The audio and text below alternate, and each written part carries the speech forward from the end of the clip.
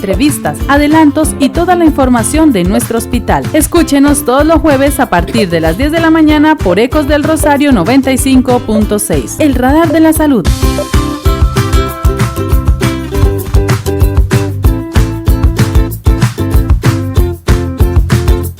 Ya tenemos las 10 de la mañana con 10 minutos. Bienvenidos todos a el reloj institucional del Hospital San Antonio de Anolaima, el radar de la salud. Hola, hoy tiene invitadas en el estudio.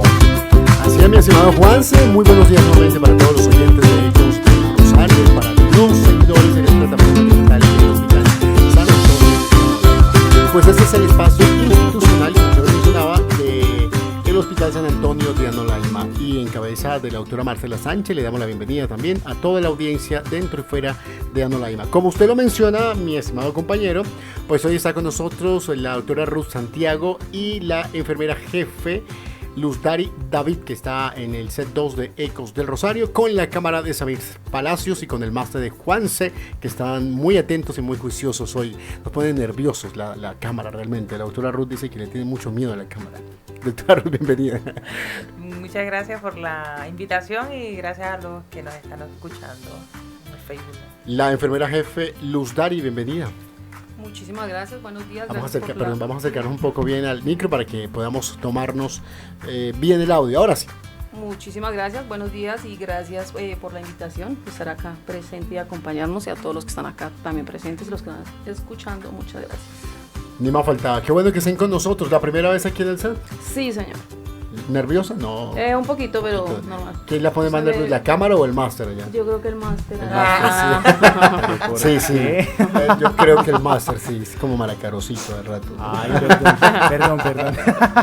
Bueno, hoy vamos a hablar de un tema muy importante que lo estamos viendo, no sé si en aumento a nivel nacional, departamental y local. Y tiene que ver con el dengue y el chikungunya. Doctora Ruth, ¿cómo están las estadísticas a nivel departamental y a nivel local?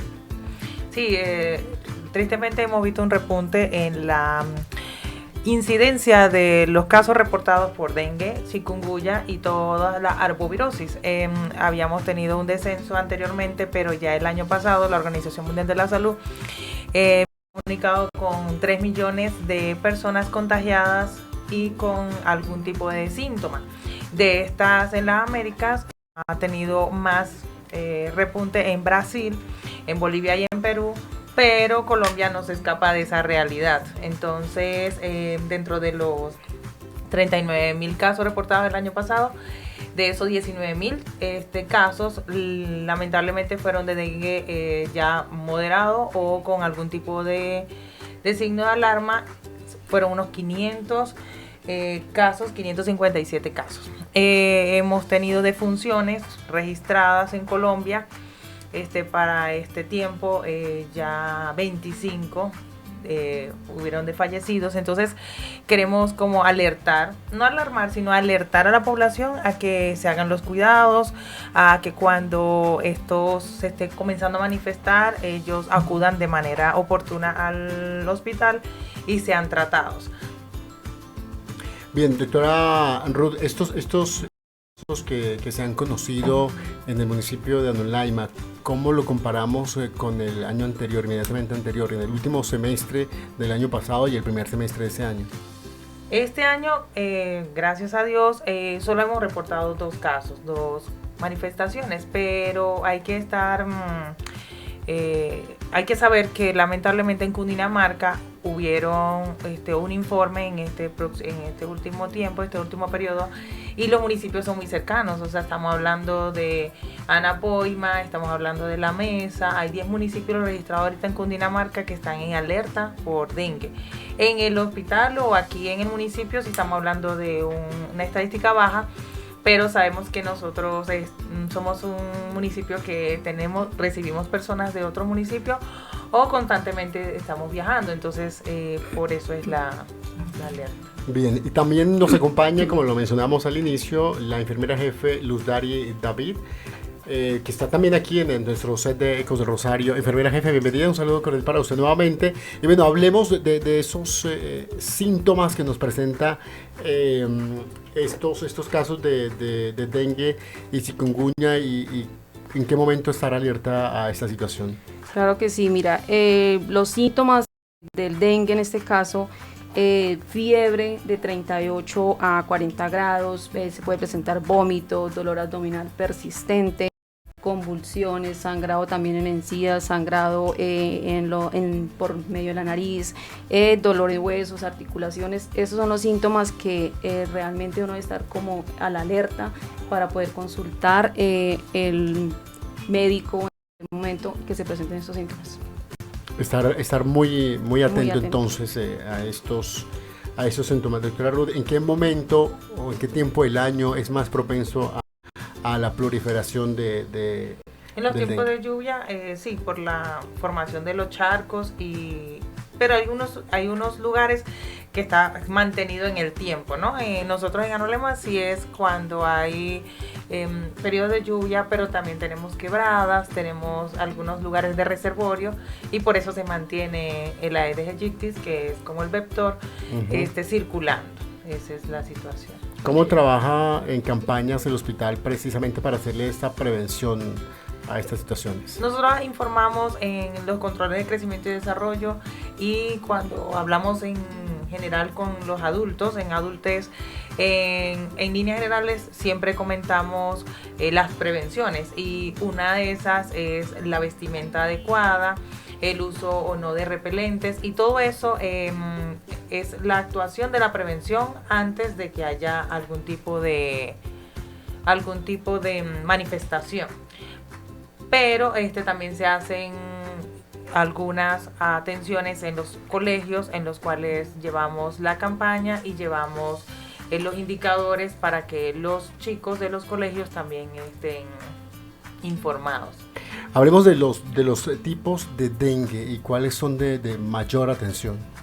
Entonces tenemos el dengue clásico o el dengue con los iniciales síntomas que puede ser dolor de cabeza, puede ser artralgia, mialgia, que es cuando a la persona le duele el hueso, que le duele el cuerpo, siente que las articulaciones al moverlas le duele, desaliento, siente una persona como pérdida de fuerza.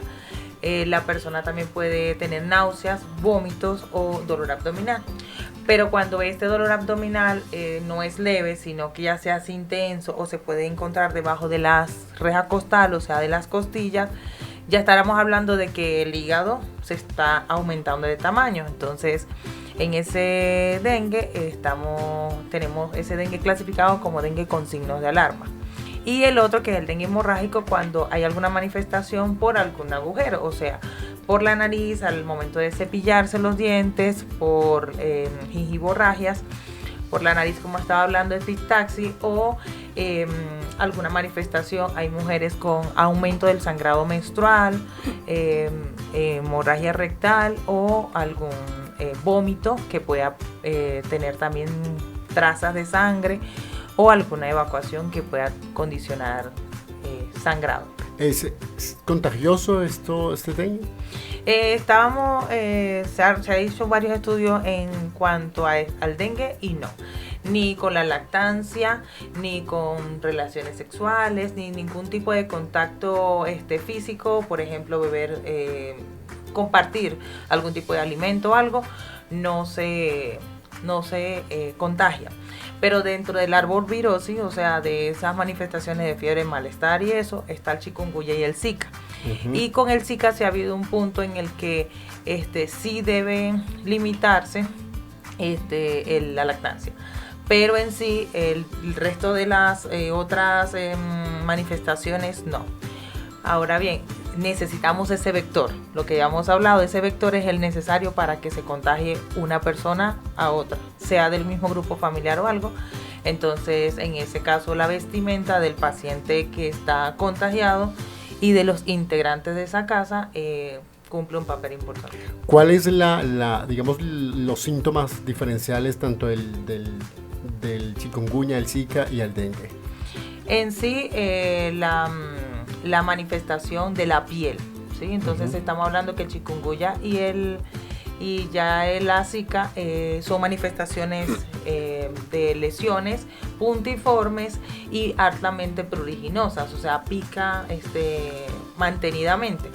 a excepción del dengue. El dengue te haces unas petequias, que son unas lesiones pequeñas, enrojecidas, y esas tienen una manifestación que cuando uno hace una compresión mantenida o sostenida, aparece.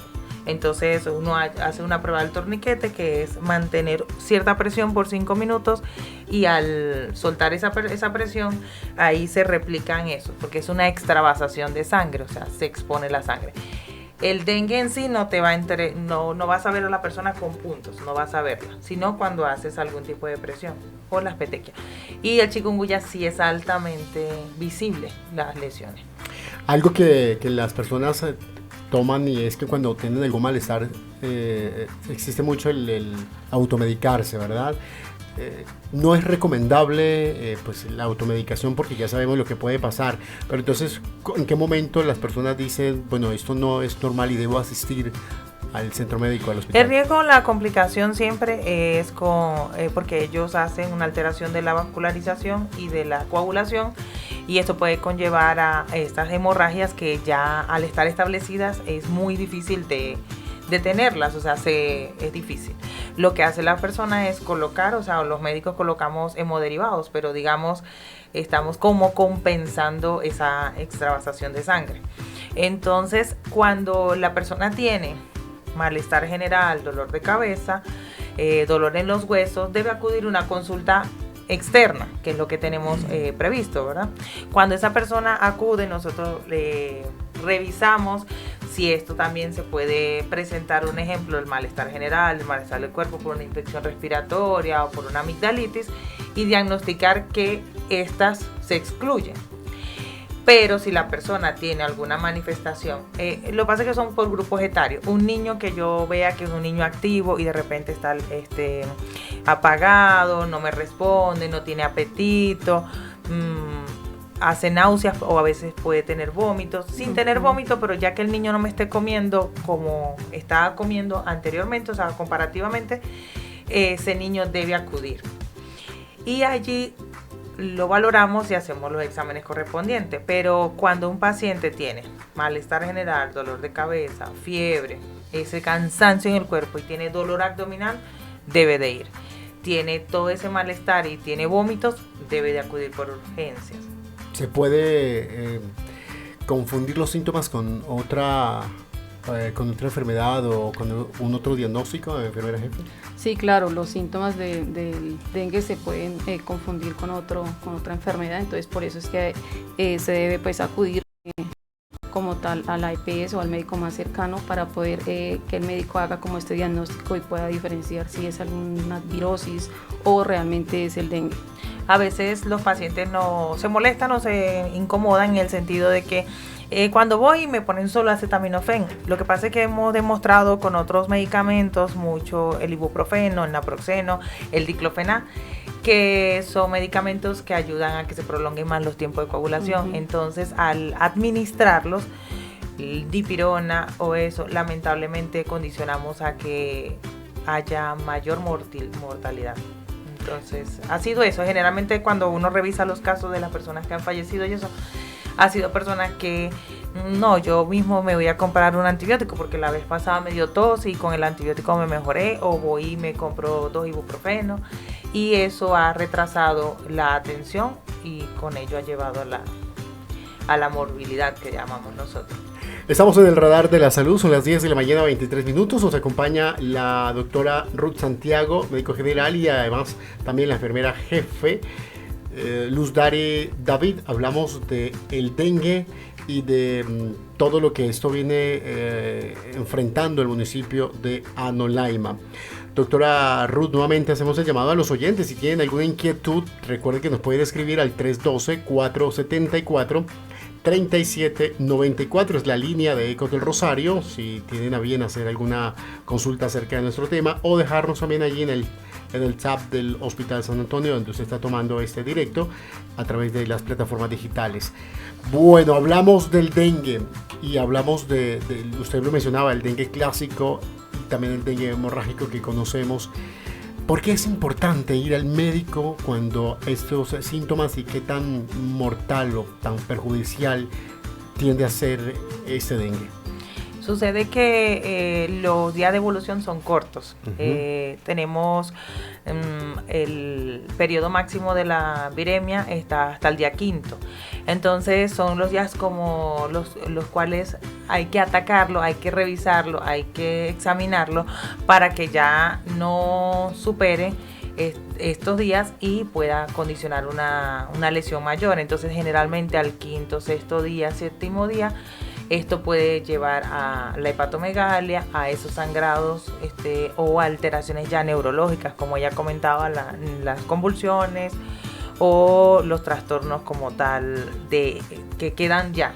Un trastorno hepático que te deje un dengue, ya eso es como, digamos, como la cirrosis que ya queda continuamente de por vida. ¿Por qué hay que acudir? Porque uno dice, un punto específico, hematuria, entonces sangre en orina. Entonces la persona orinó con sangre, pero no tiene dolor en los riñones. Entonces dice, no, eso es un cálculo. Eso es que yo ayer estaba jugando fútbol y me golpeé. Es que yo...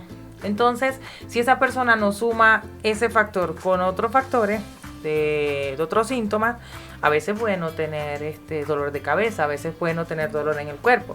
Pero ya al uno examinar, con el examen de orina uno ve, no, pero es que no tiene algo que nosotros evidenciamos, cristales o alguna manifestación que no haga sospechar de algo como un cálculo o que el tipo de dolor no se parezca al ciclo de un trauma, de un golpe, y todo eso puede favorecer a que se confundan y se acuda tardíamente. Pero es por eso, porque un mismo síntoma no es para una sola enfermedad, sino que nosotros los médicos lo que hacemos es eso, es ver los tiempos de evolución, ver las características de cada dolor y poder hacer una suma de y llegar a una conclusión. Aún nosotros tenemos que confirmar por laboratorio, o sea, no es solamente que yo diga, me parece que este paciente tiene lesiones pequeñas y eso, y yo digo, no, ese es un dengue. Y hemos buscado y no ha sido confirmado por laboratorio, entonces tenemos que descartarlo a otra enfermedad. O a veces la sospecha es leve, pero tenemos como la intuición y ha salido reportes positivos. Entonces no es tan fácil como para decir en la casa, no sé qué es esto. Por eso hay que acudir. Hay que acudir. Enfermera jefe, ¿qué instituciones se articula el hospital para hacer campañas que prevengan? Porque en los días anteriores hemos visto que hay sol bastante amplio, pero bastante fuerte, pero hemos visto unos días de lluvia que suponemos que esto hace que aparezca más ese tipo de zancudos, ¿verdad? ¿Cuáles son precisamente las recomendaciones? Bueno, las recomendaciones que debemos tener desde casa, pues esto ya es como cuidado que debemos tener y manejar desde casa, los toldillos, mosquiteros, el repelente, la ropa de manga larga, las partes que están descubiertas del cuerpo, es tratar de mantener cubierta pantalones largos o camisas de manga larga. Esto pues a tener como ese autocuidado para prevenir como tal el que se transmita, digamos, como que o la picadura de este animalito que es el que nos causa el dengue. También desde casa los floreros, llantas, todo eso que esté con aguas, albercas que realmente están con aguas depositadas de mucho tiempo, lo ideal es hacerles este mantenimiento constante para poder disminuir como tal que se presente este dengue. Ahí también un punto clave es el uso del repelente y también la colocación. Nos han llegado pacientes con irritaciones oculares, con tos, lamentablemente por la mala colocación. Entonces el repelente que uno utiliza debe ser expuesto a 15 centímetros, de 15 a 20 centímetros lejos de la piel. Y cuando vamos a hacer en cara debe ser aplicado en las manos, en las palmas y luego aplicados, porque si han llegado casos y es por la mala aplicación. Si vamos a durar periodos prolongados, entonces a los 5 horitas después de haber estado, como decir, en un ambiente abierto, podemos volver a colocar nuevamente el repelente y en las áreas de las piernas o las áreas que están expuestas. En lo que va recorrido estos primer semestre del año, ¿cuántos casos ha tenido el municipio? El municipio ha tenido 2 casos que se han reportado al Instituto Nacional. Bueno, eso es un número bajo. Bajo. Sí. Bajo, pero lo que te comentaba, si yo voy a La Mesa, a Fusagasugá, a Silvania, un fin de semana, queremos que estén alerta y sepan que esos municipios sí están reportados como alta incidencia. Entonces, era que ellos supieran también que al dirigirse a esos municipios a hacer un domingo familiar o a hacer algo, también estuvieran previstos de su protección. Y lo que me decías de la campaña, con la alcaldía nosotros manejamos la limpieza de los lugares. En algunas ocasiones ha sido necesaria colocación de la fumigación en calles y eso, pero esos sí se hacen cuando ya el municipio está en alerta. En este momento no, pero sí es necesario para que no pasen esas cosas, que se estén haciendo las recomendaciones que hablaba la jefe, porque si no tenemos eso, lamentablemente podemos convertirnos por la cercanía y por las condiciones que tenemos en un municipio alertado.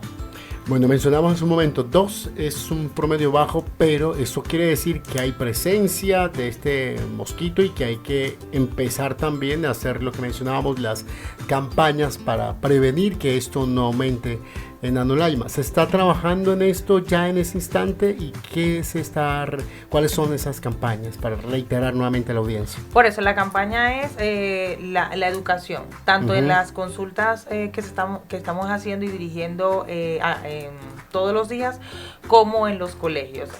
Los días viernes estamos yendo a los colegios para darle información a ellos y que ellos también puedan colaborarnos de forma de que se recojan esa llanta, ya no haya basura tirada, todo eso. Y por ejemplo, ellos también acordarle a sus familiares, ponga un toldillo aquí, cierre la ventana, todo eso para que pudiésemos seguir en una baja incidencia.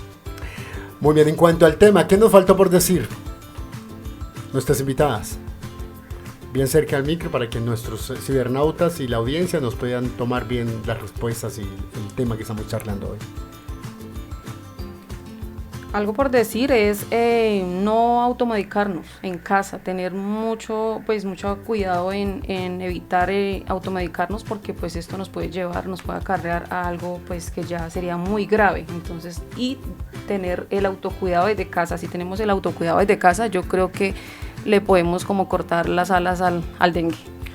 Ok, otro punto clave era en cuanto al tratamiento. Entonces hablamos de que el tratamiento es sintomático. Si hay algunas lesiones pruriginosas, colocamos caladrilo, colocamos algunos tópicos que le vamos a formular, un medicamento para prevenir el prurito, que en algunos casos es la loratadina, en algunos casos la cetiricina, dependiendo de la edad y el peso del paciente. Pero otro importante era la hidratación. La hidratación, cuando nosotros lo llevamos al hospital, colocamos Ringer lactato y lo hacemos por un cálculo de peso correspondiente. Ahora, si nosotros le decimos, mire señora, debe ir a su hogar, la hidratación en la casa es full, es alta. Entonces, un adulto debe de hidratarse con 3000 cc al día, y con un niño hacemos un cálculo dependiendo del peso. Cuando estamos hablando de un niño de 5 años, que equivalente más o menos tiene un peso de unos 20 kilos, entonces estamos hablando de unos 700 cc, y ya vamos disminuyéndole dependiendo de la edad, pero en líneas generales hacemos un cálculo de 4 cc por los primeros 10 kilos de peso, y luego 2 cc por los siguientes kilos de peso. Entonces, si tenemos 18 kilos, por los primeros 10 kilos multiplicamos por 4 y por los otros 8 multiplicamos por 2. Entonces, en línea general, en un niño tendremos que darle rehidratación oral también después de cada vómito. Si vomita, entonces le damos 50 cc de líquido, y en un adulto es una taza, serían 250 mililitros cada vez que tenga presencia de un vómito. Si lo vamos a manejar en la casa, y si lo vamos a manejar en el hospital, entonces nosotros aplicaríamos esa hidratación endovenosa. Ha demostrado a ser muy beneficiosa para la mejoría clínica de su paciente. Importante entonces las recomendaciones a este espacio del Radar de la Salud del Hospital San Antonio de Anolaima. Vamos finalizando este espacio espacio y bueno, nuevamente reiteramos a nuestra audiencia, como lo mencionaba la enfermera jefe, no automedicarse, estar atento a estos síntomas, al hospital para que pueda tener un diagnóstico asertivo y poder pues darle tratamiento a este tema del dengue. Doctora Ruth Santiago, enfermera jefe, muchísimas gracias por estar aquí en el Radar de la Salud, muy amable por acompañarnos y por último, recomendaciones para nuestra audiencia nuevamente. Entonces, bueno, estar alerta de la página, vamos a dar la rendición de cuentas este próximo lunes a las 10 de la mañana en el auditorio del hospital y tenemos una actividad también el día 18 para los adultos que es sentido de la vida. La recomendación es estar muy atentos a la página porque vamos a estar compartiendo allí los resúmenes de estas atenciones y poder entonces puntualizar las recomendaciones y puntualizar las ideas para que les queden más claras. Perfecto, muchas gracias, enfermera jefe, muchas gracias a usted también por estar con nosotros. Muchísimas gracias a ustedes por la invitación y aquí estaremos en cualquier momento. Claro que sí. Y déjeme decirle nuevamente, el llamado allí para el hospital. Varios oyentes nos han reiterado que con la línea del hospital, que a veces llaman y es muy difícil comunicarse con el hospital, que la línea se apaga, que es un poco complejo a veces que entre la llamada al Hospital San Antonio para solicitar alguna cita, un llamadito allí con cariño. Ok, vamos a estar más pendientes, pero ahorita ya tenemos 2 usuarias, 2 asesoras, después de las 10 de la mañana y en horario de la tarde de 2 a 5. Ya antes teníamos una sola usuaria y habilitamos 2, o sea, la misma línea, pero con 2 usuarias para que nos favorezca la atención y poder agilizar ese plan. Nos despedimos del Radar de la Salud y nuevamente le agradecemos a la doctora Ruth Santiago y a la enfermera jefe Luzdari David. Muy amable ustedes por estar aquí en la sintonía de Ecos de Rosario. Agradecemos por supuesto al personal de cámara del Hospital San Antonio, a nuestro amigo Samir Palacios, nuestro máster que es nuestro amigo Juanse Rodríguez, que tiene por allá algo de nuestra audiencia. Juanse, adelante. Día 37, bueno, por aquí me llegó un mensaje, dice, las pastillas de cloro que venden en el comercio sirven para mejorar las aguas almacenadas. Sí, sí se pueden utilizar y sirven para mejorarlas. ¿Y cómo se pueden usar? ¿Cómo se pueden utilizar? ¿Cómo se emplean? La dilución sí tendría que pasárselas a la dilución, que no las tengo ahorita. Ok, perfecto. Y está nuestro cibernauta, listo. Muy amables todos, nos despedimos. Que tengan ustedes un buen resto de jornada. Bueno, muchísimas gracias. Y a todos felicidades. Hasta pronto a nuestros seguidores de la parte digital del Hospital San Antonio, desde Ecos del Rosario. Un abrazo, recuerden siempre estar en sintonía. Chao.